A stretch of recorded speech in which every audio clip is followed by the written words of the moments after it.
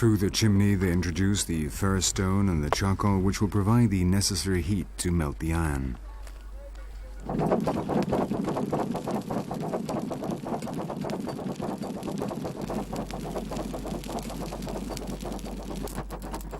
The blacksmith have a high status in Senufo society. Their work has always been extremely important for the community. Those who had good blacksmiths possessed the best weapons in battle, and this made them superior to their rivals. Now, thanks to the tools they forged, the people are able to work the land.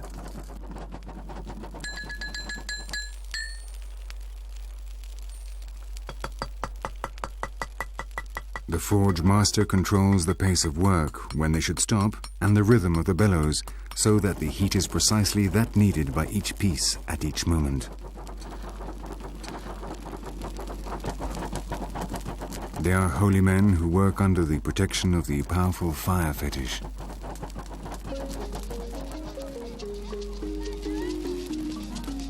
Just like the men who perform the dance of fire, the purifying element which wards off evil and attracts the benefactor spirits of the Poro.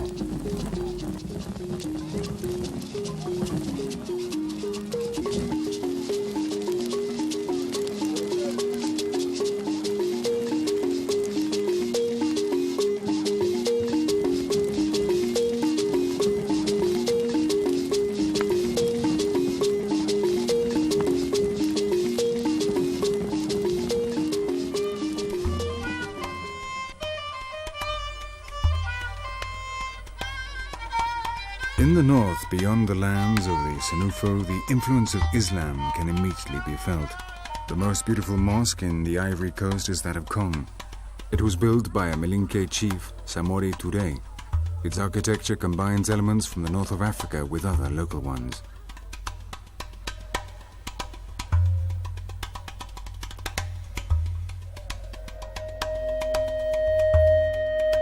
The buildings are made of mud and held up by wooden beams.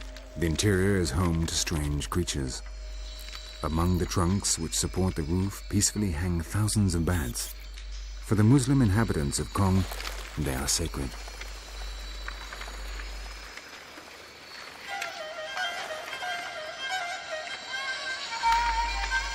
These small mammals, despite their sinister appearance, are beneficial to man as they feed on mosquitoes. The worst thing is their smell, which the Muslim worshippers of Kong have to put up with each Friday when they come to the mosque.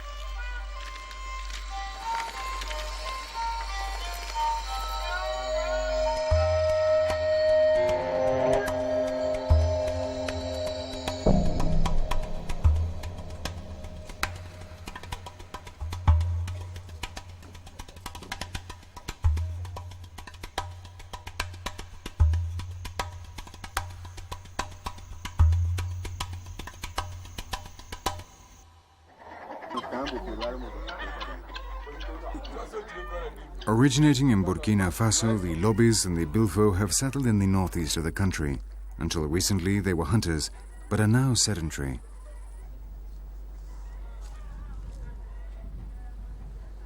They form villages with no definite structure, rather archaic, scattered around the interior of the wooded savanna.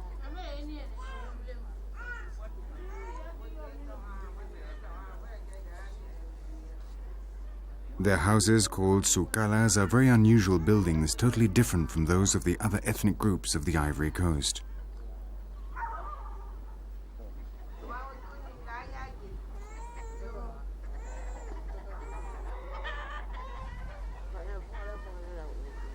They are built with adobe. Thick wooden pillars hold up the upper floor, which is a flat rooftop. They are of different sizes depending on the number of members in the family. The rooftop is used to dry the millet and the maize. The Lobi are one of the least developed ethnic groups in West Africa.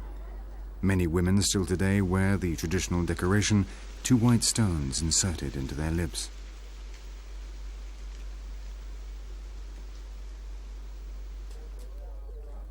On the ground floor of the sukalas, they keep their cattle and household utensils.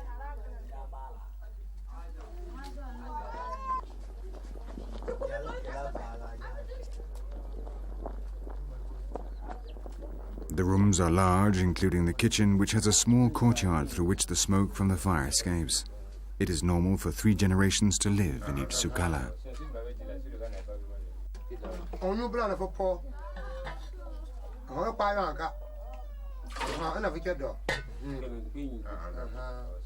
A narrow opening in one of the walls of the kitchen leads into the family sanctuary. Here they keep the fetishes of their ancestors. Our film crew was shooting in this Bilfo village when something unexpected and tragic occurred. The people ran to a nearby sukala. The women let out heart-rending screams, and within moments weeping could be heard right through the village.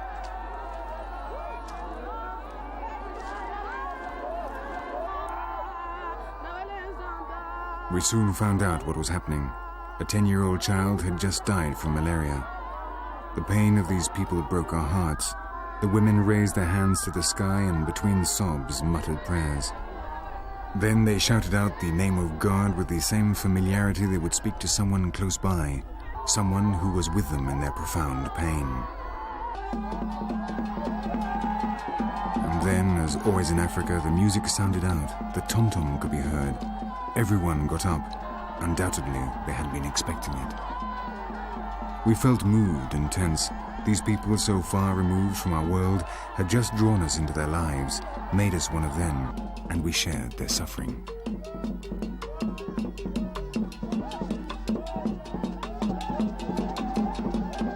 The sound of the drums brought us out of our days, and we began to see the real Africa with its greatness and misery, the human Africa that speaks through the sonar of the tom-tom and is capable of dancing even as they cry.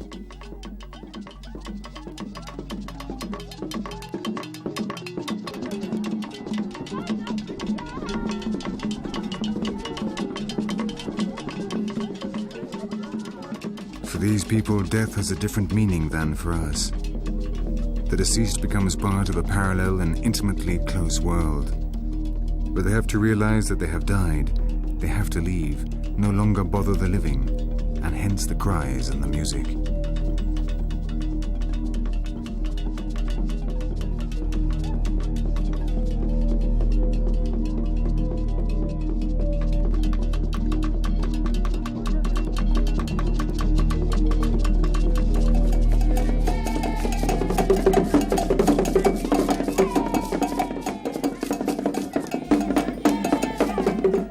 For many Africans, illness has a religious dimension.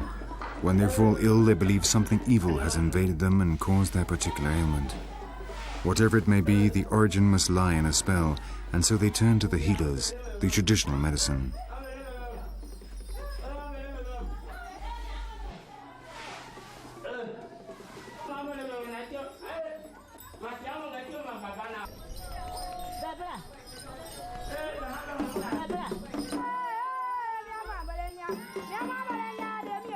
The Unyi fetish women are the most famous healers in the Ivory Coast. By invoking their spirit friends, they are capable of driving out the illness from those who have been victim of some spell.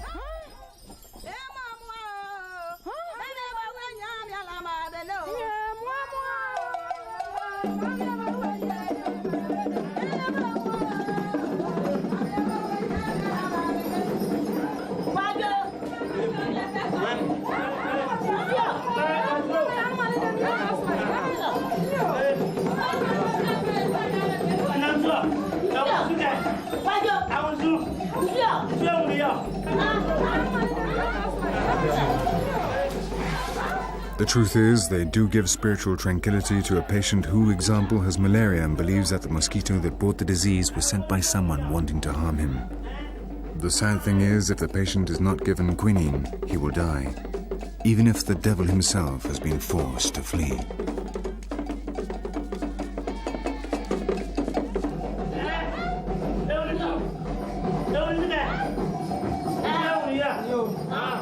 This is Africa, and that is how it'll continue to be, with its wisdom and its apparent absurdities, but also with its mysterious magic, which will continue to fascinate us.